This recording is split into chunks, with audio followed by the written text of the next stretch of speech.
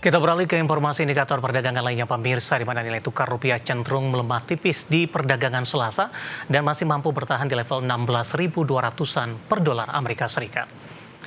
Dikutip data Tarti hingga perdagangan Selasa siang tadi, rupiah melemah tipis di 0,04% di level 16.271 per dolar Amerika.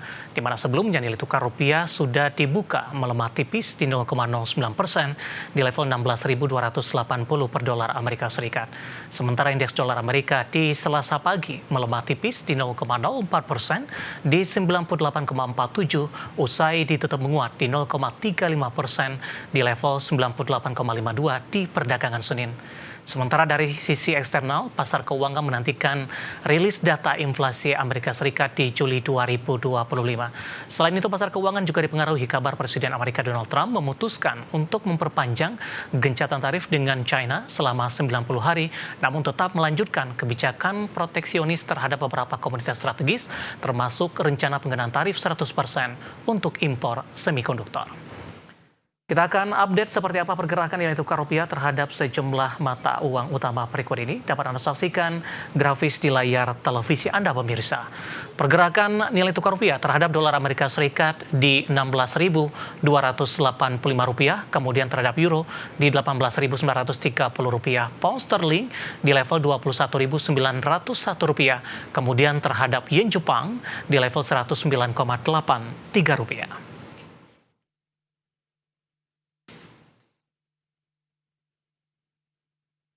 Beralih ke informasi komoditas, harga emas cenderung melemah jelang rilis data inflasi Amerika Serikat.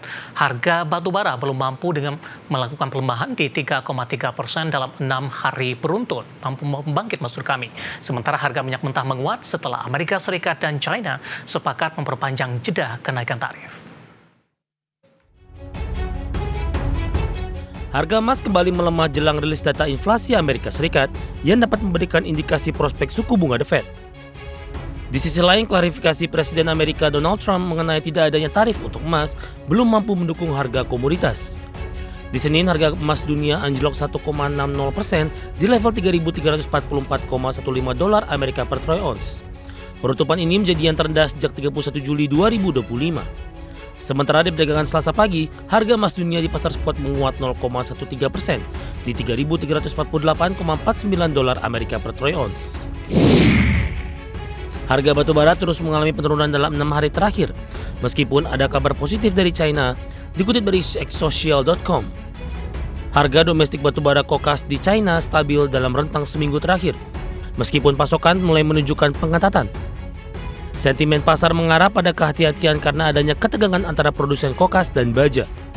Merujuk definitif, harga batu bara di Senin waktu setempat ditutup di 113,55 dolar Amerika per ton, atau melemah 0,61%. Catatan ini memperpanjang pelemahan harga batubara yang anjlok 3,3% dalam 6 hari beruntun. Harga minyak dunia naik di Selasa pagi waktu Asia setelah Amerika Serikat dan China sepakat memperpanjang jeda kenaikan tarif selama 90 hari. Hal ini meredakan kekhawatiran eskalasi perang dagang akan mengganggu ekonomi kedua negara, sekaligus menekan permintaan bahan bakar. Melansir Reuters, kontrak berjangka Brent menguat 26 sen atau 0,39% di 66,89 dolar Amerika per barrel. Sementara minyak mentah berjangka West Texas Intermediate naik 22 sen atau 0,34% ke posisi 64,18 dolar Amerika per barrel. Tidak bagi sumber ADX Channel. Dan seperti apa update terkini pergerakan harga sejumlah komoditas yang berhasil dihimpun oleh tim redaksi kami sampai dengan sore hari ini waktu Indonesia Barat. Dapat Anda saksikan grafis di layar televisi Anda pemirsa, di mana minyak WTI menguat di 0,36% di level 64,21 dolar Amerika per barrel. Kemudian nikel melemah di 0,10% di level 15.264 dolar Amerika per metrik ton. Emas juga melemah di 0,30% di level 3.394 dolar Amerika per troy ounce. Sementara CPO menguat cukup signifikan di 1,61% di level 4.400 ringgit Malaysia per tonnya.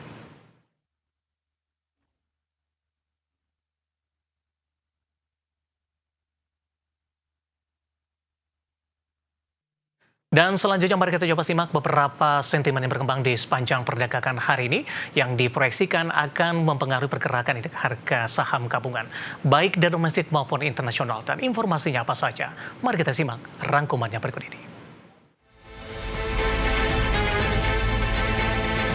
Presiden Amerika Serikat Donald Trump memperpanjang gencatan dagang dengan China selama 90 hari hingga pertengahan November dengan menunda kenaikan tarif tinggi atas barang-barang asal China hanya beberapa jam sebelum tenggat waktu habis. Dikutip dari Bloomberg, seorang pejabat di Gedung Putih mengatakan keputusan tersebut merupakan hasil yang sudah diperkirakan dari putaran terbaru pembicaraan antara perundingan perdagangan Amerika dan China yang berlangsung di Stockholm di akhir Juli. Langkah terbaru ini mempertegas pola kebijakan perdagangan Trump yang sering berubah-ubah dan sulit diprediksi oleh pelaku bisnis.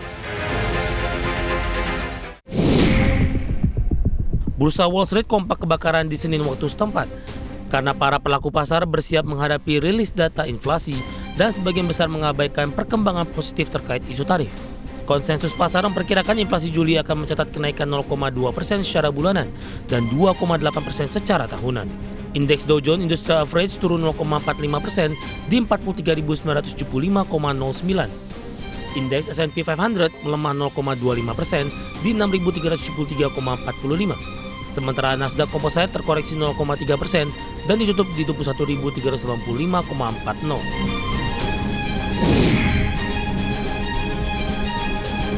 Dari Asia, data resmi pemerintah yang dirilis menunjukkan perekonomian Singapura tumbuh 4,4% year on year di kuartal 2 2025. Angka ini sedikit lebih tinggi dibandingkan estimasi awal bulan lalu di 4,3%. Secara kuartalan, ekonomi Singapura naik 1,4% di kuartal 2 2025 setelah disesuaikan secara musiman, sejalan dengan estimasi awal dan membalikkan kontraksi 0,5% di kuartal 1 2025.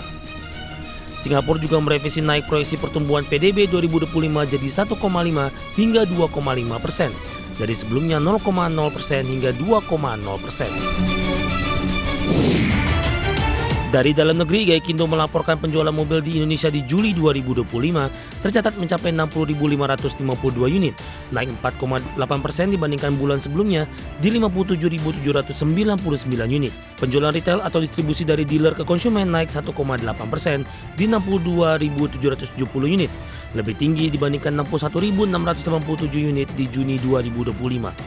Kendati mencatat pertumbuhan secara bulanan, penjualan mobil masih turun jika dibandingkan periode yang sama tahun lalu. Penjualan wholesale hanya mencapai 435.390 unit, turun 10,1% year on year. Retail sales turun 10,8% dari 508.041 unit jadi 453.278 unit di 2025. Dari berbagai sumber, ada